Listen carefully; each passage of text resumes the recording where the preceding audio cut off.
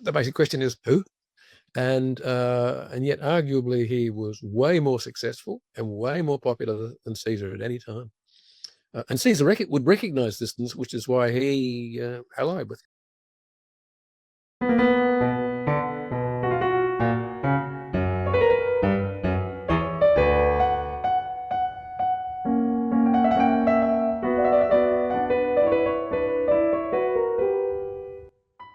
Why did Caesar and Pompey have such a complicated relationship? What brought them together and what tore them apart? And between them, which one really had Rome's best interests at heart? Today's Classical Wisdom Speaks is with Stephen Dando-Collins, the award-winning and very prolific author of well over 40 books, including Rise of an Empire, on which the major motion picture 300, Rise of an Empire, was based, as well as his most recent, Caesar Versus Pompey, determining Rome's greatest general, statesman, and nation-builder. But before we begin, make sure to like and subscribe to Classic Wisdom so you can enjoy all that the ancient world has to offer. Well, Stephen, it's always a pleasure to talk to you. You always have so many new books all the time. I don't know where you do it, or if you've got like a twin hidden in a basement somewhere that's helping you. But your recent book, what number is it? Number 47. 47, wow. Caesar versus Pompey, determining Rome's greatest general, statesman, and nation builder. And I really enjoyed it. I think it's really relevant right now, but we'll get to that. I think first, it's such a fantastic tale, Caesar and Pompey. And it's one of those ones that, like, fact is more fascinating than fiction. I mean, you literally couldn't make this stuff up. But Rome was in such a crazy time before the story even begins. So maybe the best place is to sort of set the scene and kind of give us a brief overview of what Rome is like at this moment. Okay. So most of your viewers would be familiar with the fact that Rome was founded by Romulus and Remus, and Romulus notoriously killed his brother and became the first king of Rome. And there were 7 kings of Rome. And after Romulus, the first few kings were actually elected. But the last few, one took the throne by force and then made it hereditary. And the people of Rome didn't like that. They liked the idea of electing their leaders. And so the last king, Tarquinius Superbus, was overthrown by the people, and they instituted a whole new system of government. Interestingly, that one of the leaders of that movement to overthrow the last king was a Marcus Brutus. And Marcus Brutus was one of the leaders of the plot to assassinate Julius Caesar, as we'll come to a little further down the track. And later Marcus Brutus, his father was definitely descended from the original Marcus Brutus, but we'll get to the fact that whether Marcus Brutus was Marcus Brutus's son or Julius Caesar's son a little later. So the Romans instituted this rather novel new idea of democracy, which the Greeks had played with. And they came up with a system where they would elect their leaders, but they would elect 2 leaders, so that there was a balance. There wasn't one single man in charge of Rome, and they called them consuls. And these consuls served for 1 year, and then there was a new election, and new consuls had to be elected, and you couldn't run in consecutive years. And the consuls, their first job was to sit as president of the Senate of Rome, and they would sit 1 month at a time, and then the other consul would take a turn, and so they went. So they both sat for 6 months of the year. And this system worked pretty well for 500 years until the time of Pompey and Caesar. So I hope that set the scene. So we're now talking about the time in the 80s BC, about 80 years before the birth of Christ. And this system for 500 years has worked pretty well, of the 2 consuls being elected. And but it becomes a little bit difficult in the 80s BC. Yeah, and that's what I found was so fascinating. Like, you start off the first chapter, you don't even get into Caesar or Pompey. There's so many characters. I mean, it's kind of almost difficult to keep them all straight because, like, there are so many ambitious people, and they're all trying to fight at each other and get ahead. You know, it's really shocking in a way that anybody could rise in such like violent and ambitious political scene. How did Caesar and Pompey kind of navigate those sort of ferocious waters? Well, as you say, the book starts with a gentleman called Strabo, and he was a general and a former consul at a time of conflict when Rome had pretty much split into two sides, two factions, as they called it. And one faction supported a former consul called Marius. And Marius had done some really good things when he was consul. He'd reformed the Roman army, and he'd, for example, made the legionaries of Rome carry really heavy backpacks, and which took a lot of the weight off the baggage train. The baggage train was called the impedimentia, which is where we get the word impediment from, because it was such an impediment to marching armies. An army could only march at the pace of the baggage train, which, you know, with mules and so on, was very slow. So Marius cleverly put a lot of the baggage on the backs of the soldiers who could move much more quickly. And this really was a great reform. And as a result, the legionaries got the nickname of Marius's mules. And so he did some good stuff, but he quite liked the idea of power, which so many consuls did. And he and his supporters thought they might hang on to it. So he supported other family members and followers. And so we ended up with basically the Marius faction. Now, this young man named Julius Caesar, he's in his mid-teens. His aunt is Marius's husband.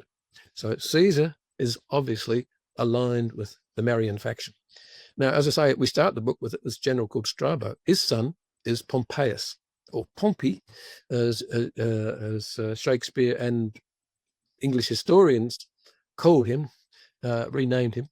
And his father fought for a general named Sulla. Although he moved his allegiances around. But however, we start with the book. There's a civil war going on.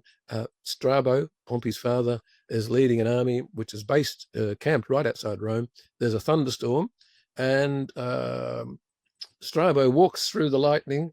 A 48-year-old, very successful and arrogant general, and lo and behold, is struck by lightning and is killed. What a way to go. What a way to go. So he was struck off in a flash of lightning. So his funeral takes place, and his young son, who is about 18 at this time, 18 or 20, he leads the funeral procession behind his father's coffin that's being carried to be cremated outside the walls of Rome, which is the requirement. You couldn't have funerals inside the walls of Rome. It was considered sacrilegious. And a party of Marians, the supporters of Marius, descend on the funeral party, steal the body, and take it away. And they think, throw it in the Tiber. Well, this does not endear young Pompey to the Marians. So as this civil war between the Sullans and the Marians continues, young Pompey decides that he doesn't want to be involved. So he goes back to Picenum, which is an area on the east coast of Italy, where his father was the richest man, and he's got huge estates. So he surrounds himself with supporters of the family, and actually builds his own army. And initially, he thinks, all right, I might throw my weight behind the Marians. So he goes to their camp and is warned that he's going to be assassinated, escapes back to his home area, surrounds himself with his men, uses his father's wealth to pay and equip this small army of several thousand men. He founds 2 legions of his own and waits to see what happens. Now, Sulla has been in the east fighting Mithridates, who becomes Mithridates the Great. And he returns with his army, and so there's this mighty battle taking place. And so young Pompey decides he'll throw in his lot with Sulla. So he marches his army south, and 3 or 4 times he's confronted by Marian armies, and he defeats every one of them, sends them all packing. Personally, chasing them off. In one case, he rides at the leader of the enemy cavalry and has a 1-to-1 battle with him. Wow. Only a very young man, but Pompey's an expert at using the dart, which is a short spear, and kills the other guy. And so the Marian army flees in terror. So they push all their way down the east coast of Italy and meet the army of Sulla, who's been marching the other up from Brindisium, today's Brindisi. And the two come together. And Sulla is mightily impressed by this young man and what he's done, and the fact that he's brought all these troops to join him. So he takes him on board as one of his generals.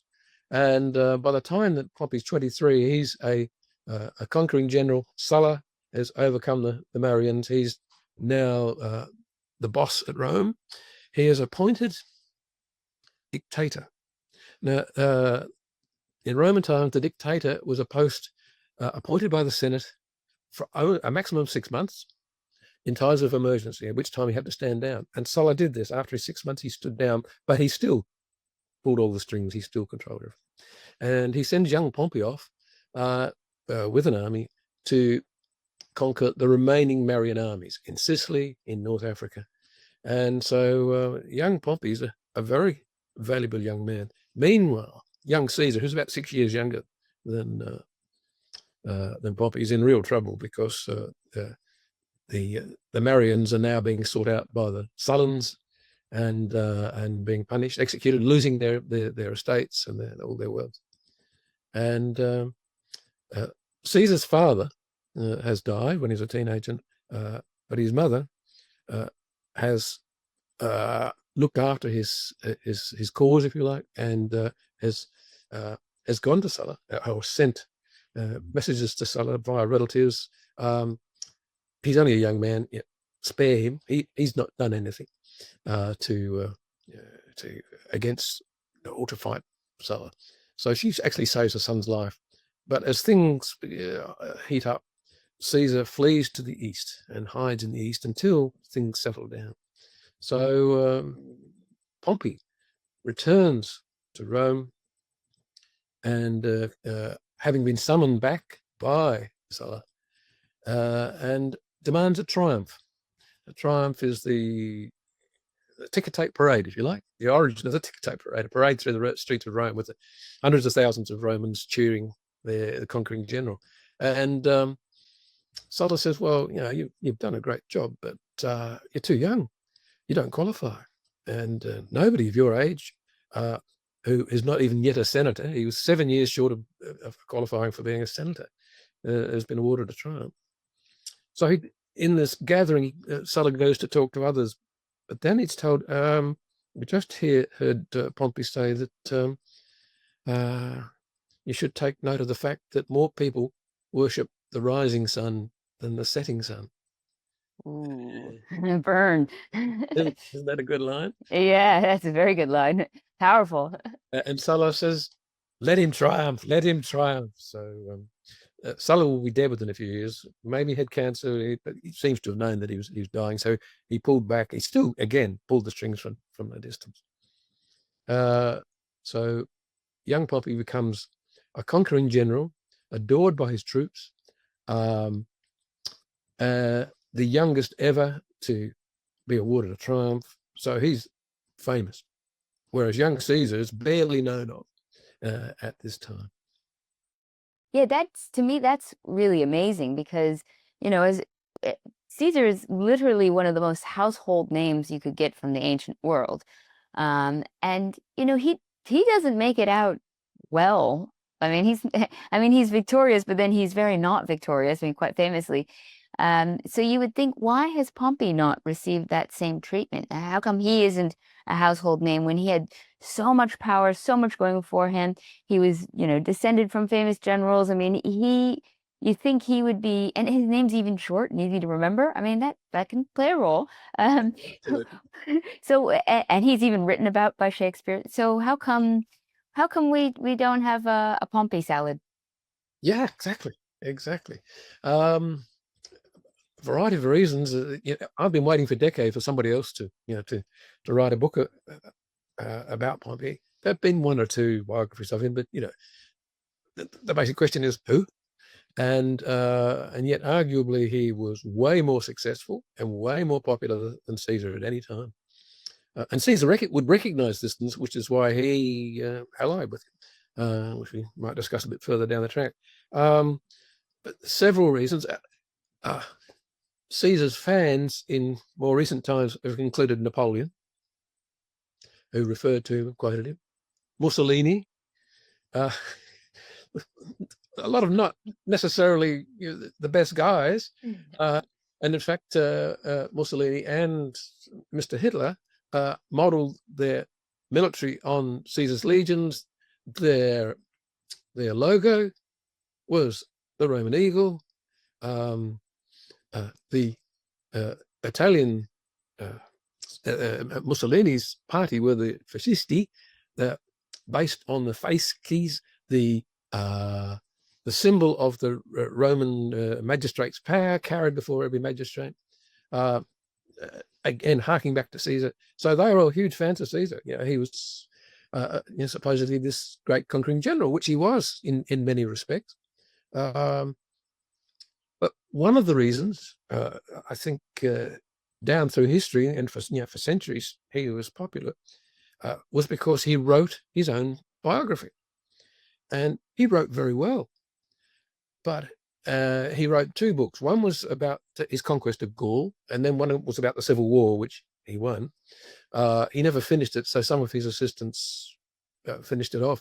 But he had a really clever technique, and that technique was he didn't write in the first person. He didn't say, I did this and I did that. He wrote in the third person. Caesar did this, Caesar did that. And so it almost, he allowed him to stand back, and assess himself. So this became the standard Latin primer, particularly in Britain, for centuries. So there were schoolboys who grew up in Britain reading, learning their Latin, which was one of the staple subjects at school, but reading all about how clever and brilliant and what genius Caesar was from a book written by Caesar, his own propaganda. So I think that had a lot to do with the fact that Pompey was forgotten. Now, if Pompey had written a similar book, maybe the story would be different. It's so funny though, because I've said this a few times, and I mean lots of people say this, but you say, oh, history is written by the victors, and I say no, it's written by the historians. And I mean, genuinely, they're not always the victorious side, but the story you get from Xenophon is going to be very different than Herodotus. I mean, it's exactly. So everyone should start writing their own histories. I think that's the takeaway. And write it in the third person. A little writing exercise for everybody after this. Yeah.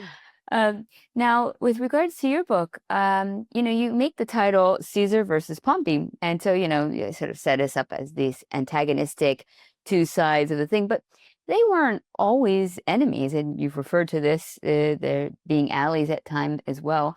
Why did they have such a complicated relationship? And sort of, I know I want to let everybody read the book so they get into the details, but spoiler alert, we all know how it ends. What really brought them together and what really pulled them apart? The success or failure of Roman leaders was all about alliances, and both Caesar and Pompey reached across the aisle in modern American political parlance. And they could see that if they allied, there was strength in that. And so they ended up forming a political alliance and with a third player. And this was Marcus Crassus. Crassus was Rome's richest man. And he was very clever. He was the original property developer. There was a modern biography, only recent, about Crassus. I think it's called The First Tycoon, a very good book. And Crassus very cleverly saw an opportunity and dove in. And that was house fires were a very common occurrence at Rome. And there was no fire brigade. And no government official fire brigade until the time of the first emperor, Augustus. And but there were insurance companies, if you like, which provided a fire brigade of sorts. But if you weren't insured, they wouldn't turn up at your fire. So, and Rome also was full of apartment blocks. Famously, I think the tallest was about 7 floors. And so these were regularly being gutted. Every few years there'd be a major fire which would wipe out whole residential districts, and they'd just rebuild over the rubble, and away they went. And Crassus saw the opportunity of buying these buildings cheap when they were wrecks and rebuilding them. So he formed his own building company and his own fire company. And again, the fire company would only go to his properties. Buildings, yeah. Or as the fire's burning, he would say to the owner, would you like to sell it to me now? Oh, of course. And then he sends in his fire brigade and puts out the fire. So he had this huge property portfolio, and he had made so much money from that. He didn't sell that many properties. His income was mainly from rentals. He would occasionally sell. And so he had enough to open his own bank, which is what he did. And then he became Rome's single biggest lender. And one of his biggest clients was Julius Caesar. Caesar was always struggling for money. And so he borrowed and borrowed and borrowed from Crassus. So the three of them came together. And on one famous occasion, the three of them stood in public, literally linking arms, showing that they had come together. And it was like the latest candidate for the US presidency standing with America's most famous general and Elon Musk and saying, vote for our team. What a team. It was really attractive to the Roman people. So Caesar won the consulship, and later Pompey again became Pompey. And for 1 year, or one troubling year, he was appointed sole consul. But at the end of his 12 months, he stepped away and handed the power back, which Caesar didn't, as we know later. So this was a really powerful alliance. And to cement the alliance, Pompey had 5 wives, Caesar had 3. Pompey divorced his first wife, but the others sadly died. And to cement the alliance, Caesar said, and this happened frequently. See, one of Caesar's wives was the granddaughter of Sulla, the opponent of his family. Caesar was a Marian, and he marries the granddaughter of Sulla. So these marriages that form political alliances was the bedrock of power at Rome. And this attractive teenage daughter of Caesar, Julia, Caesar says, Pompey, would you like to become my son-in-law? Even though Caesar is 6 years his junior. And Pompey and Julia fall in love. And Pompey adores her, she adores him. And Pompey's really so in love, he wants to give up politics. And in fact, for a year, he just goes around his estates and concentrates on gardening and just spending time with his wife. But circumstances will change when she dies in childbirth, and the alliance will be destroyed. But prior to that, I mentioned that Pompey was Rome's most famous general. So not only had Pompey at 23 become this triumphing general, the Senate appointed him and sent him to the east. This is before Caesar's rise to power, to defeat the Cilician pirates. Now, unlike modern pirate movies where you've got a ship or two of pirates, there were 20,000 pirates, former Cilician farmers who decided to take to the seas, and because they had a raw deal from Rome, and they actually controlled the Mediterranean. And Pompey was given troops and fleets to conquer them. So he conquered the Western Mediterranean in 40 days, wiped the sea clean of the pirates. With very clever tactics, and I think it was 47 days, the Eastern Mediterranean. But then he did a deal with the pirates and said, if you lay down your arms, I'll give you land, and it'll be good land, and you can go back to farming. So he solved that problem. And then he went against Mithridates the Great, conquered him, conquered all the East. The Jews rose in rebellion. He conquered Jerusalem, was the first Roman general to walk into the Holy of Holies in the temple at Rome. So he brought all the East under Roman control. He turned the income received by the treasury at Rome each year from 80 million sesterces to 800 million sesterces, then came back and retired. And this was the time when he allied with Caesar. So he was hugely successful as a general, as a statesman, and as an economist as well. Now, I must say, like in the beginning as well, you're sort of painting Pompey not only with his accomplishments, but even his sort of personality of how he sees fidelity and things like that. And I mean, just sort of maybe more modern concepts of how we kind of rank a person or judge them with regards to their character and their virtue. At this point, Caesar is just not stacking up as well to Pompey. And even when you have this alliance, you're like, what is Caesar bringing to the table? I mean, these guys are so accomplished. Why is Caesar even in the room? And so I guess I'm curious to that point in history, but then also kind of overall when you're looking back. I mean, as you put in your title, determining Rome's greatest general, statesman, and nation builder, like which of these two guys had Rome's best interests in heart? I mean, which one was the better general and statesman, if we can kind of determine a winner? Well, let's talk about Caesar's personality. He was hugely likable. He had the common touch. He could walk among the soldiers. When he had his army in Gaul, he remembered the names of every centurion. We're talking hundreds of men, and he would address them by name. And we all like to be recognized. So hugely popular, had very clever people manager. He was also a very clever general, and this is what endeared him to later generals like Napoleon, because some of his tactics were very clever. So Caesar, after he's been consul and done some clever things like founding the world's first daily newspaper at Rome,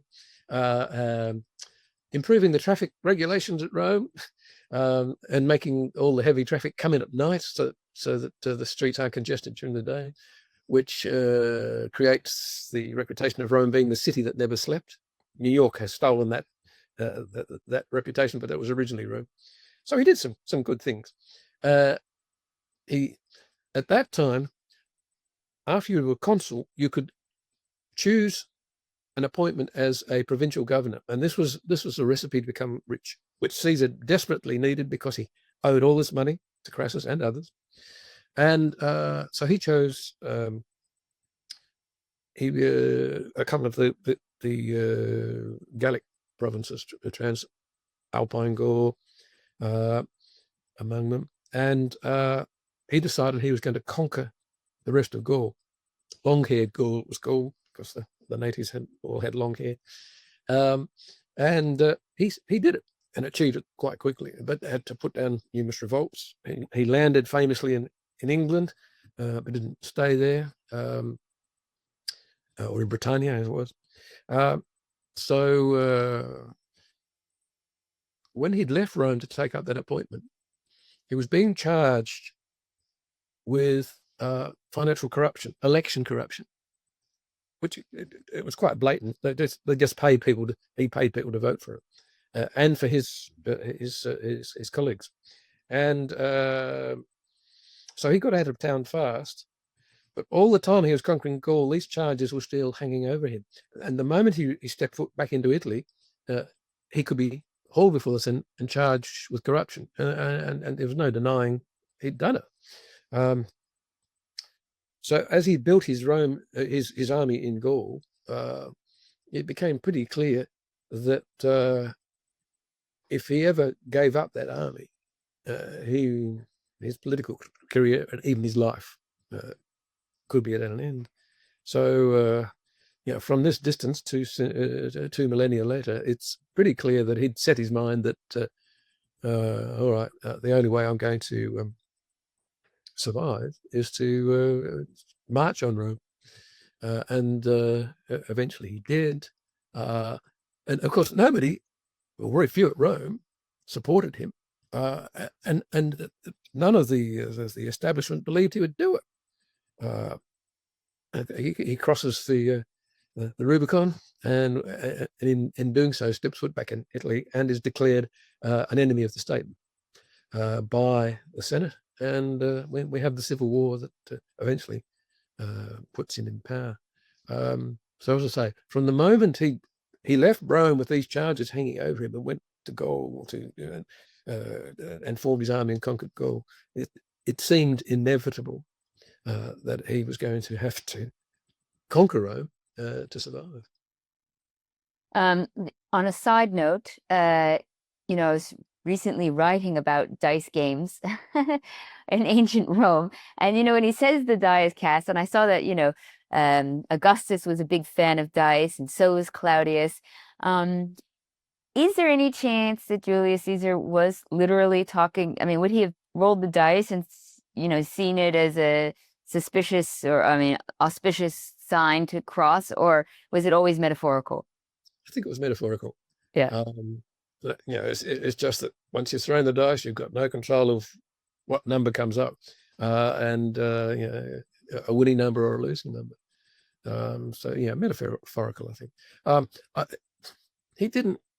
He was a bit of a gambler, but and he loved horse racing, chariot racing. He had his own gladiatorial troupe. He was a sportsman. But it wasn't so much of a dice player. As you say, Augustus made dice playing illegal for everybody else, but loved playing it. Rules for thee, not for me. So it sounds like Julius, though, is very self-motivated. As you say, like he's really got the threat hanging over him, and so therefore he's not necessarily has Rome's interest at heart. Was Pompey, though, then therefore sort of a more virtuous character in this kind of complicated plot, or is it just an incident of there are no heroes and anybody who wants power probably shouldn't have it? While Caesar has been conquering Gaul, Pompey's been in the background. His beautiful wife has died, but he's married again, fifth wife, again, love match. Cornelia, and she's very, very loyal to him. She's hugely intelligent. She's well-read and a great supporter. So he sort of stays in the background and then has a very serious illness. We don't know what it was, but he's on his sick bed and taking months as he tries to recover, and he gets the news. Number one, Caesar has crossed the Rubicon and is marching into Italy, and the Senate wants to appoint you, its commander, to go against him. So his choice: do I go against my former father-in-law, my former ally, or do I say no, let somebody else do it? I've retired. So he makes the choice, even though he's still very unwell. Very well, I'll lead the armies, the armies of Rome, the Senate's armies. Maybe he thought that would be enough. If Caesar heard of that, he would pull back, and maybe they could negotiate.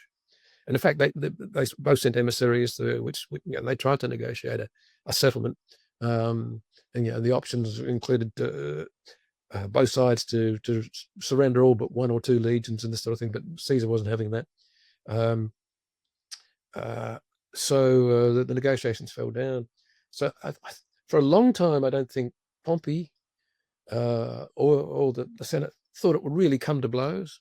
But then as Caesar is marching down through, and he starts in Pompey's home territory and marches through there, and so Pompey makes the decision: we're all going to Greece. We haven't got enough forces. We're not ready.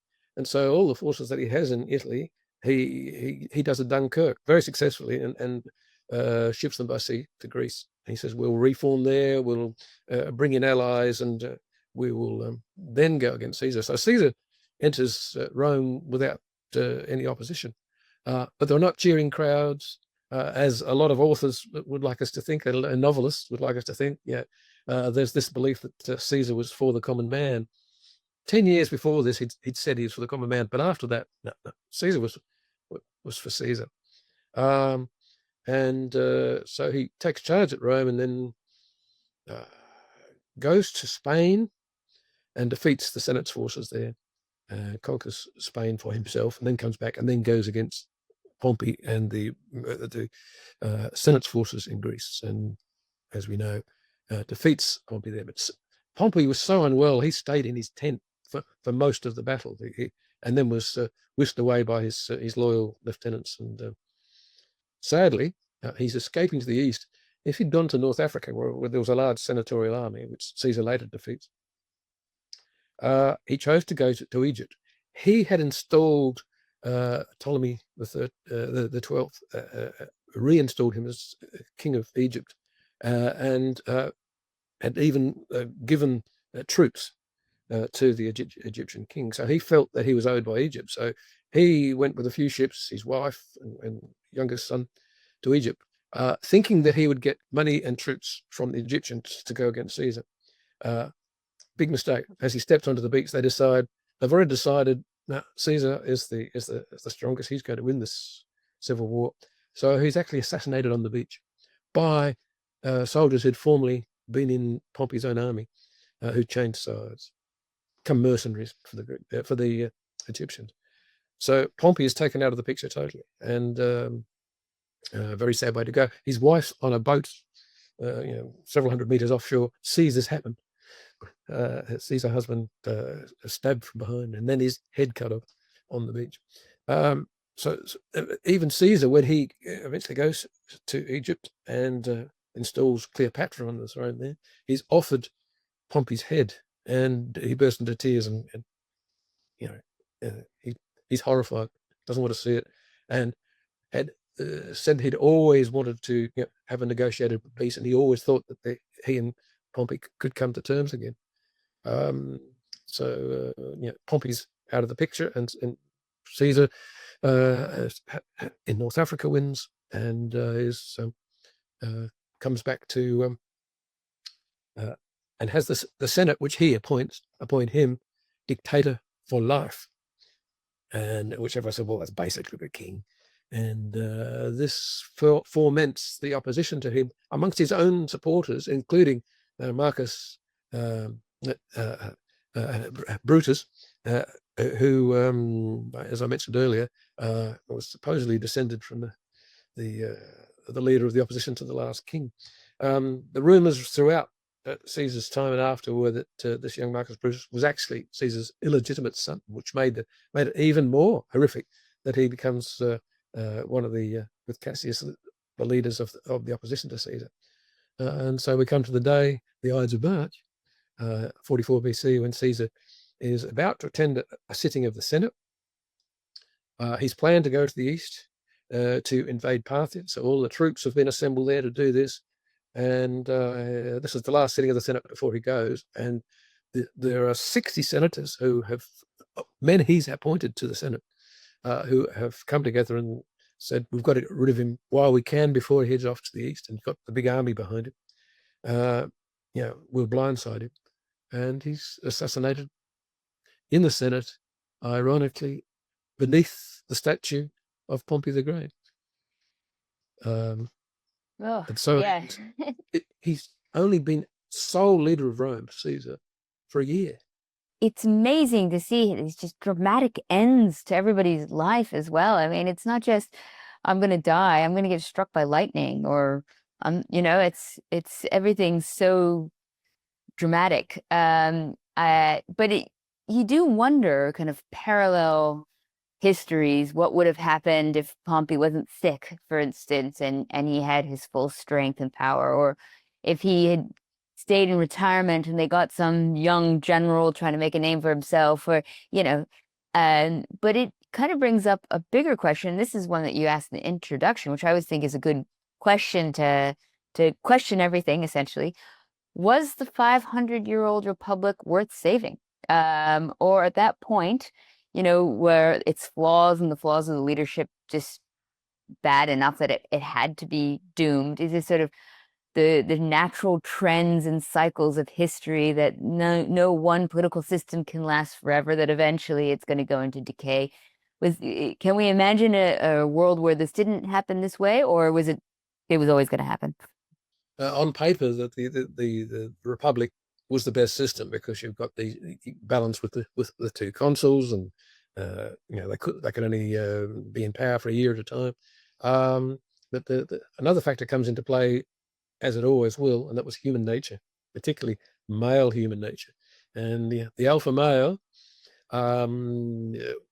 will attempt to become leader of the pack, and many of them overestimate their own abilities, and this was also the case in the Republic. There were some who aspired and acquired power who weren't as clever as they thought they were.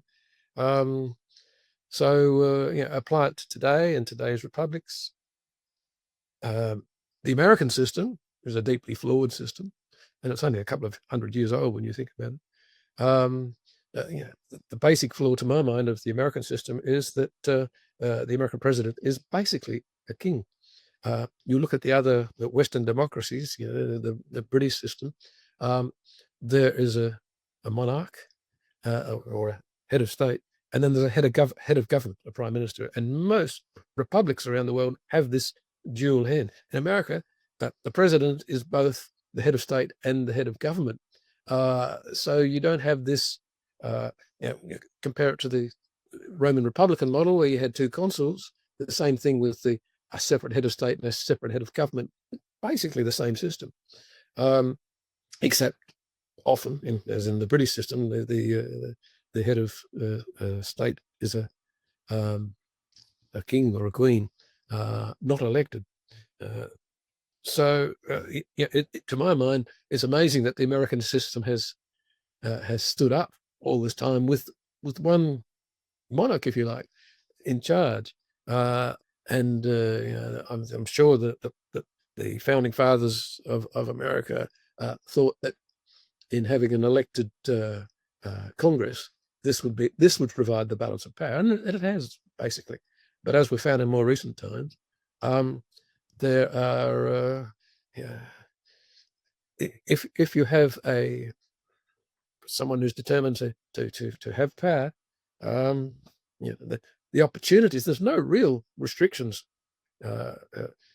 Had Donald Trump, for example, decided that he wasn't going to leave the presidency after the last presidential election, what would have happened? What system was in there to prevent that happening, or to change his stance? So the fate of republics or every other political system depends on the goodwill of the people, I think, and of those in power, beneath the leaders. Yeah, and I don't think the founding fathers would have anticipated the kind of very free use of executive orders that have increased over the last few presidencies. That it just goes to your point of kind of less checked power than even in recent times. So Rome at this point, the leadership was such that it was gonna come crumbling, essentially. I mean, in many respects, it's amazing it lasted as long as it did. And initially, the imperial system, Augustus, who had conquered Mark Antony and Cleopatra and taken sole power at Rome, was in many respects a very good sole leader, and as were some of his successors. But there was also some very, very, very bad leaders of Rome, the sole leaders of Rome. And of course, they continued with consuls, but they were appointed and they answered to the emperor.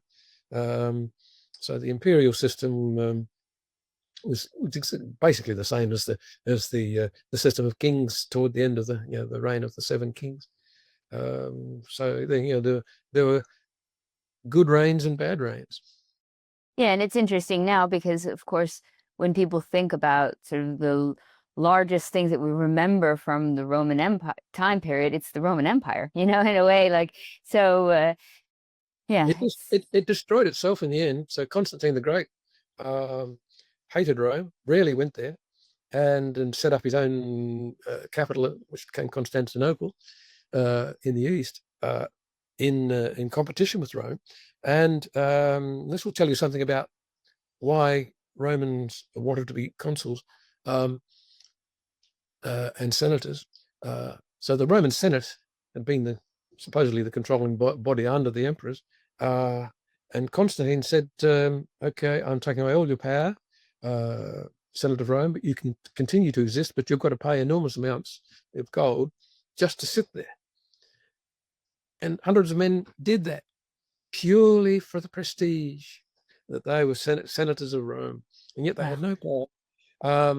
So, It's well, it's very illuminating. And I mean, I know we're going to wrap this up very shortly, so I wanted to just ask 2 more quick questions. One is the kind of what takeaway should we have then for our modern situation? I mean, you've been referencing the American Republic, but it's definitely one thing I always love to do at Classical Wisdom is to show the relevancy of these stories in our here and now. So what's our lesson that we should be learning? I don't know. I think we're doomed to history will repeat itself time and again in just in different forms. As I say, the male ego, the male, it's men who take us to war. It's men who mostly, lead these attempts to overthrow existing male leaderships. I don't know. Give the lead. You do get some very ambitious women in history, though. And the big problem, like in the Maggie Thatchers, is they try to emulate the men and show that they're as powerful and as strong and as men, and nobody's going to, the lady's not for turning. I'm baffled. So as I say, I think we're doomed to repeat the mistakes of history.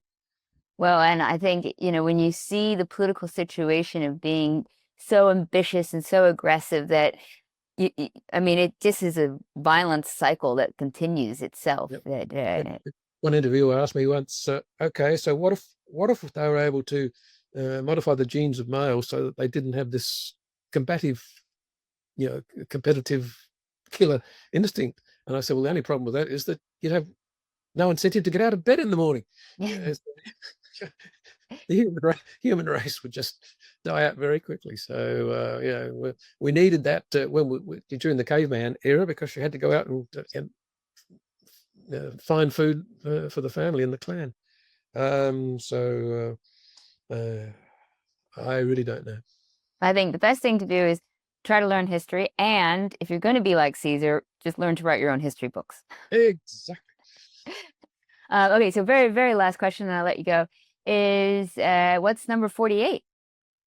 I'm working on a book about World War II. I've written a few books about World War II, and this is, again, I often wait for years or even decades for somebody else to write a particular book, and they never do. So this is a case where I've thought, right, I've been researching it for decades, and it's a subject that's fascinated me, and we'll see where we go with that. Oh, completely different time period. That's quite the jump. Yeah. I do quite a few Romans in it. Okay, interesting. Very mysterious, and I'm going to be waiting to see which battle or character is in it. It's very good. Well, thank you again, Stephen, so much. I thoroughly enjoyed reading Caesar versus Pompey, and as you say, lots been written about Caesar, but not nearly as much about Pompey. So it was really interesting to see what a critical role he played, kind of getting a bit more insight into his life and his influence and his impact. And if nothing else, it's just such a fantastic tale. So, but it's not fantastic, but it all happened. So thank you for writing it and teaching it to everyone else a bit more. And I hope everyone, I'll put the links down below so they can read it themselves. Thank you, Anya. It's been a pleasure.